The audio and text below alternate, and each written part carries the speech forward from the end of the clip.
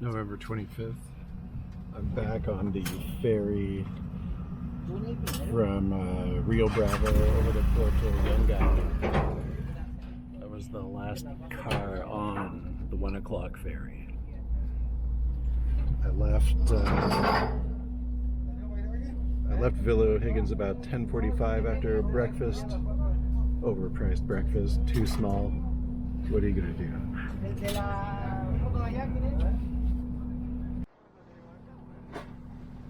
Look at the water sloshing around at the bow of the ferry, which we had to back onto. You see that snow-capped mountain up there too? Like a glacier on top. It was a little stressful to get on here with all the motorbikes really close, and you have to back up really close to the other vehicles, of course, but possible. Just a clip of how bad this road is. I mean, the middle's okay, but when you meet somebody else, that's problemo.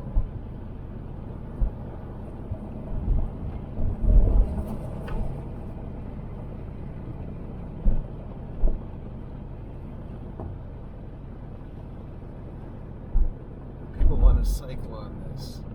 Nuts.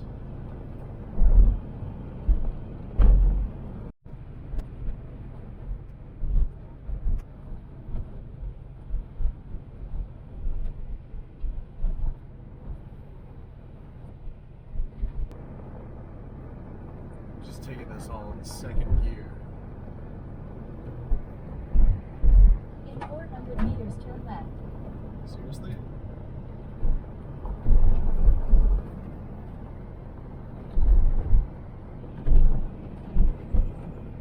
Can't be that close to the turn off for Caleta Tortel. This is a new surface.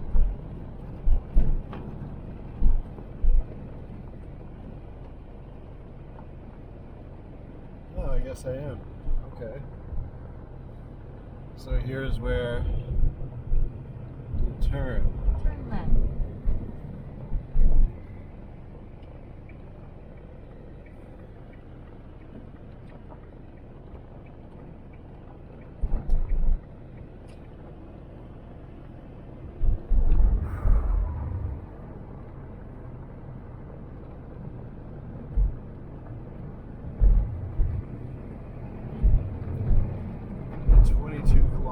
To Tortel.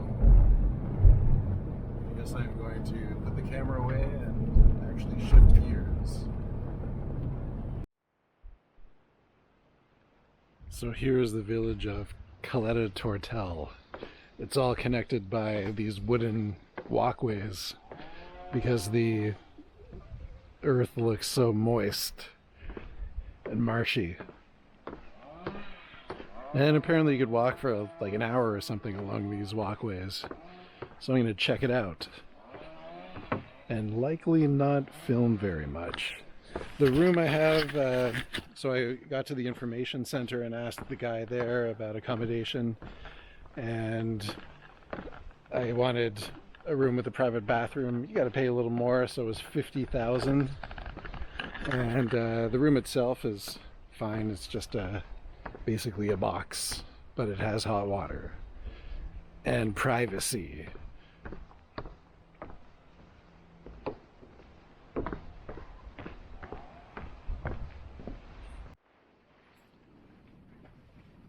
May as well take another clip of this. There's a walkway that leads all the way to the other parts of the town, which I assume is the same town. It was kind of funny, just around the corner there was a little girl picking flowers. Like she climbed over a wall like this and there were some pink flowers hanging down. And I don't know if it was her dad or whatever, but I was like, and she was eating them. I think those, yeah, those pink flowers. And so I said, "Es bueno?" And he's like, "Yeah." and he told her to give me one to eat. So I ate it. Flour. It's kind of mildly sweet, a little tangy. I don't know. It was like a rigid petal that was juicy. That's a horrible description, but I ate it anyway. I mean, it didn't kill the little girl, so it should be all right. Well, this is just a fascinating place. Quaint to take a walk.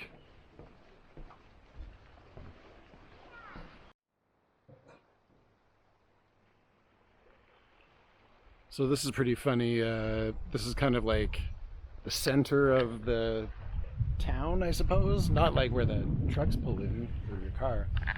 But as I was walking through here, I thought, well, I'll grab a beer and have a beer at the beach at the end of this walkway. And I went into this little supermarket. Look at this shipwreck as I tell the story. We'll look at it from all angles here. So then the lady, I mean, my Spanish is terrible, but she's like, where are you staying? Like, are you the guy? And I'm like, what are you, like not putting two and two together for a few seconds. But it turns out that she is the owner of the cabañas.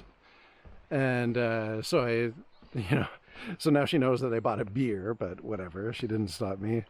And well, she said if I want more beer on the way back, it's open till 11. I just bought one. And so I was like, yeah, that's me. And I was like, I sent you a WhatsApp message, but since there's no Wi-Fi anywhere around here, I can't see if she read it. I don't even know if she got it. So yeah, I was able to pay her, and I joked with her like, if you're not the owner, I'm gonna send them here, because I gave her 50 grand. It's a little steep. That's kind of an interesting contraption there. And so is that old shipwreck. So the price is a little steep, but that's what the guy at the information center was able to dig up. I think there's a dorm here, and I just didn't feel like staying in a dorm. I don't think those are exactly the flowers that I ate. They didn't have that purple thing, and the petals were thicker, but a similar color. Okay. Well, the exploration of Caleta Tortel continues.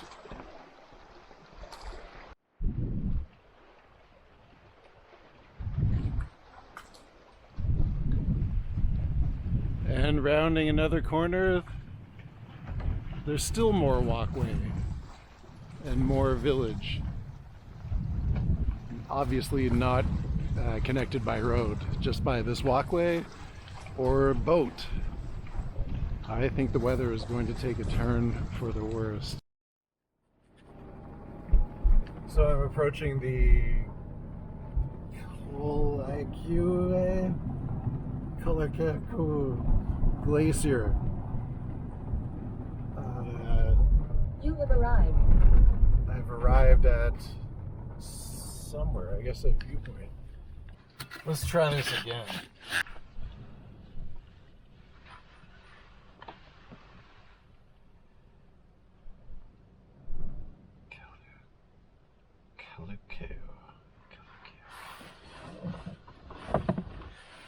All right, well, it looks like I've arrived at the viewpoint for the Calluqueo Glacier. The road was basic, mostly one lane. There was actually a big bus. I don't see how there would be a big bus like that here unless they didn't look like a tour bus. I'm just rambling here. So there's the glacier. It's about 50 something kilometers south of Cochrane. And of course I'm on my way to Río Tranquilo. And this is to the south, but I stopped in Cochrane for lunch. Well, also breakfast, because there was no food available in Caleta Tortel when I was there. So I thought this would be worth it to check out. I don't know, you tell me. Look at all the dirt and rocks on top of the glacier as it flows down. Pretty cool. Apparently one of these mountains, I don't know which one, is the second tallest mountain in Patagonia.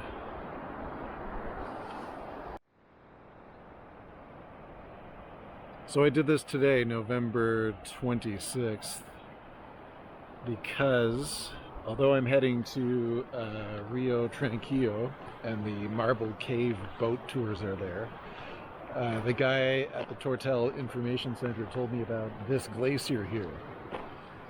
And I don't know, I just kind of weighed the options, like going on a boat tour where you can't go in the caves, but you can see them a little farther away.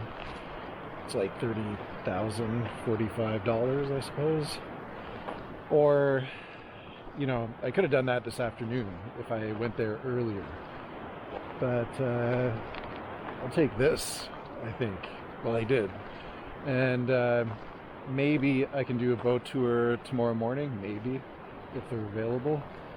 Plus, the weather was, I mean, it was raining a lot in Caleta Tortel and most of the way to Cochrane. Like a lot. Even the power went out this morning in Caleta Tortel.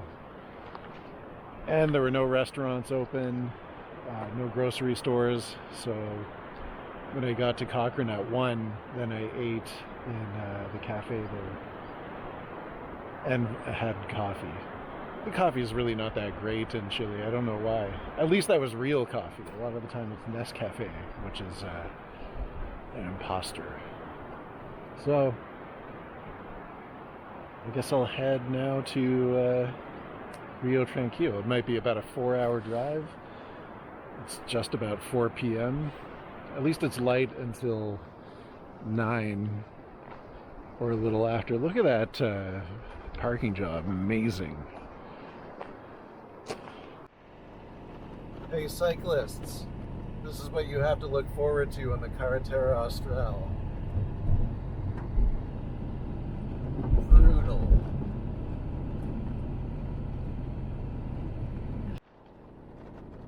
There are plenty of other roads, paved roads, that you could cycle on in other countries.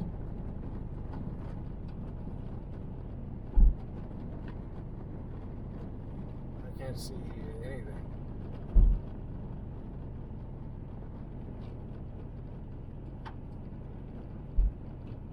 That is a rather large truck.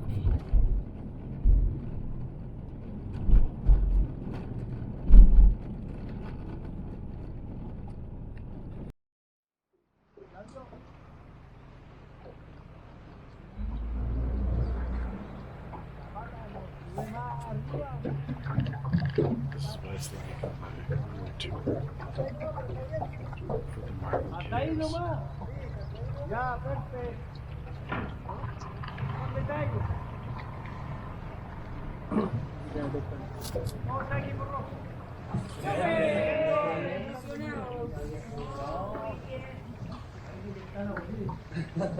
Vamos a hacer ingreso en estos momentos. Importante recordar no sacar los brazos.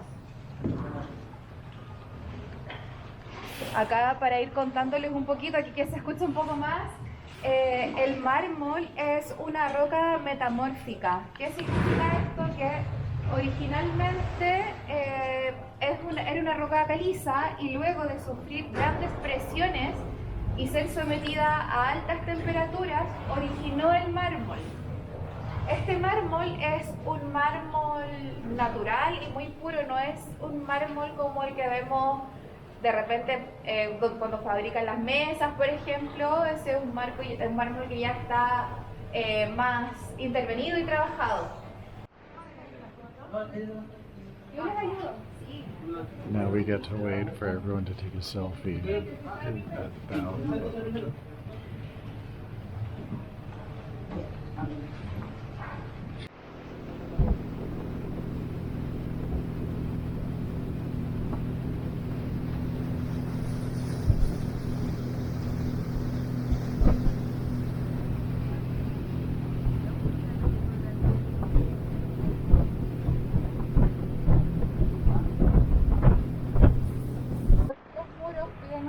o que los deseos se cumplen. Todos los deseos están permitidos. Cuidado con sus cabezas, con sus manos.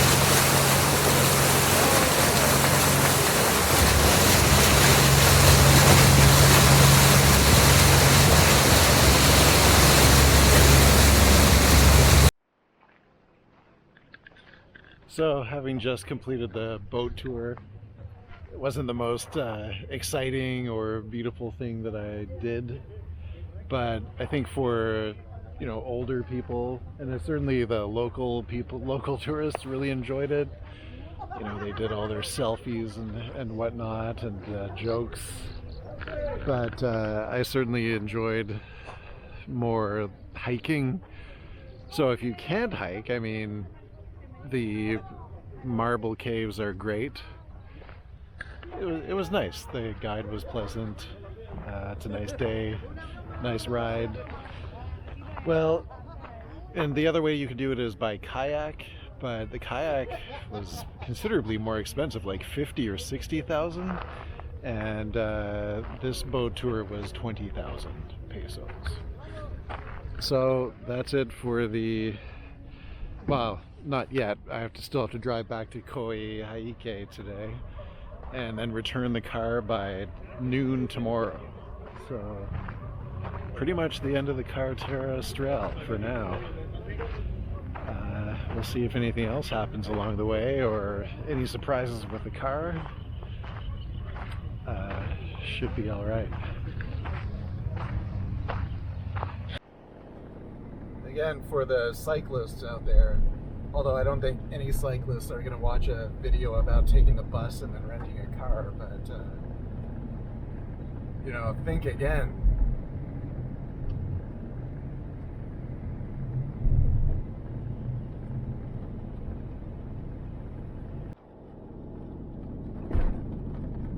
I just have to take another shot of the conditions. This part from Río Tranquilo up to Coyhaique is the dustiest. Of course, it also has the most traffic I've seen.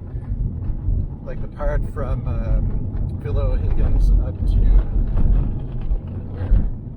Well, I guess all the way up to Río Tranquilo wasn't really that busy, so less dust. The road is a lot wider here. It's just really dusty.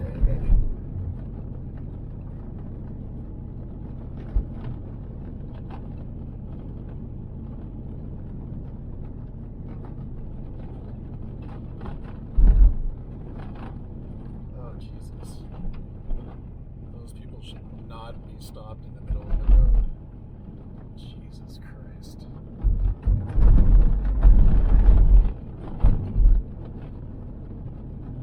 I mean, they're obviously stopped there questioning their decision.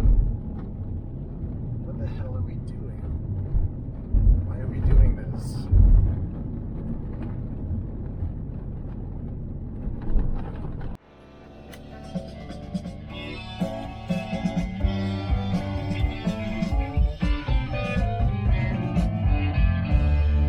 And just like that, back on the pavement, close to, well, not close, but getting to Cerro Castillo. Man, that was a dusty couple hours. Jeez. All right, back at Mirador Ibañez, south of Cerro Castillo. I don't remember if I took a clip here before or not, but I guess now that we're back on the paved road, it's a nice place to wrap things up. There's probably going to be more along the way to say or see or happen, but if not, well, it's been a slice on the Carretera Austral. So there is Cerro Castillo up there, and I climbed that a few days ago. I guess you kind of go up this slope and then across that ridge, and the lagoon is just behind, well, below that peak. So yeah, I mean, 9 days from Coyhaique in a car was all right. Stopping in Cerro Castillo first. Then what did I do? I went right to Cochrane. Then Cochrane to Villa O'Higgins. Villa O'Higgins to Caleta Tortel. Then Caleta Tortel to Río Tranquilo. And back to Coyhaique today. It is November 27th.